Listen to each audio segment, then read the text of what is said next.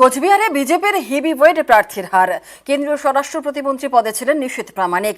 তাঁকে হারিয়ে কোচবিহার আসনটি ছিনিয়ে নিল তৃণমূল। তাদের এই জয়ের পেছনে রয়েছে একাধিক ফ্যাক্টর।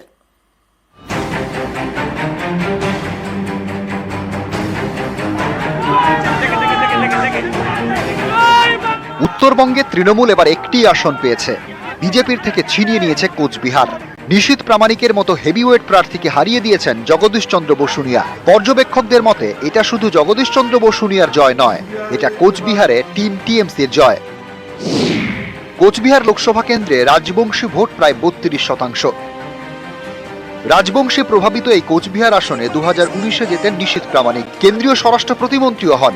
তাই এই আসনটি ছিল বিজেপির কাছে প্রেস্টিজ ফাইট। তৃণমূলের সামনেও ছিল কঠিন লড়াই। নিশীথের বিরুদ্ধে কোমর বেঁধে ময়দানে নামেন উদয়ন। তাকে হারানোটা বিশেষভাবে প্রয়োজন ছিল। যারা মানুষের ভোট নিয়ে মানুষের সাথে বঞ্চনা করে তাদের ভোটে জেতার কোনো অধিকার নেই।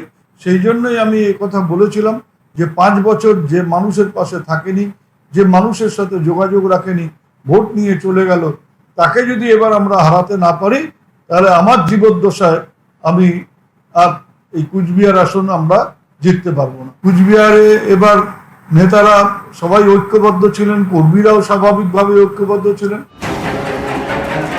ভোট ঘোষণা হতেই কোচবিহারে ধুমধুমার হয়। মুখোমুখি সেদিন উদয়ন নিশীথ। তৃণমূল বিজেপি সংঘর্ষে মাথা ফাটে এসডিপিওর। এরপরে ভোট, হাড্ডাহাড্ডি লড়াই।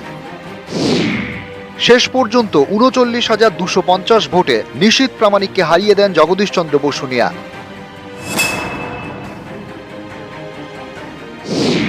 গোষ্ঠীদ্বন্দ্ব ভুলে এককাট্টা হয়ে কাজ করেছে তৃণমূল।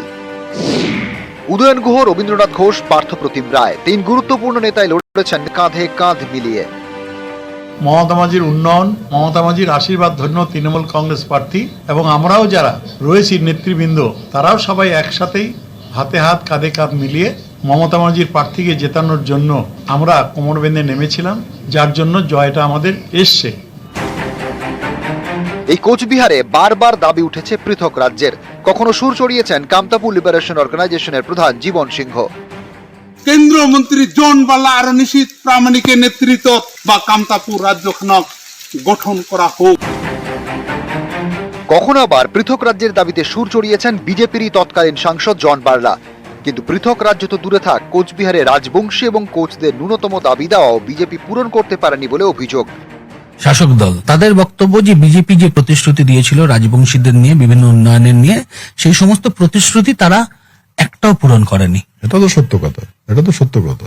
কেন করে না ওইটা তো আমি জানি না। এখানেই শেষ নয়, এলাকায় নিশীথ প্রামাণিকের বিরুদ্ধেও অনেকের মতে তৈরি হয়েছিল ক্ষোভ। অভিযোগ, তাকে কোচবিহারে সেভাবে পাওয়াই যেত না। তিনি ছিলেন ধরা ছোঁয়ার বাইরে। উনি তো 5 বছরে কোথাও দেখা যায়নি এলাকায়, এটা তো বড় কারণ। তারপরেও স্কুল কলেজের ছাত্রছাত্রীদের বিভিন্ন সময় বিভিন্ন সার্টিফিকেট দরকার হয়, অনেক ঘন্টার পর ঘন্টা ধরা দিয়েছে, পায়নি দেখা, এইভাবেই একটা ক্ষোভ জমতে থাকে। এমনকি নিশীথের সঙ্গে বিজেপিরই একাংশের বিরোধ ছিল বলে জানা গেছে। এসবেরই নিটফল, কোচবিহারে এবার ফুটল ঘাসফুল। বিজেপির থেকে কোচবিহার ছিনিয়ে নিল তৃণমূল। হারলেন বিজেপির হেভিওয়েট প্রার্থী নিশীথ প্রামাণিক। নিউজ 18 বাংলা।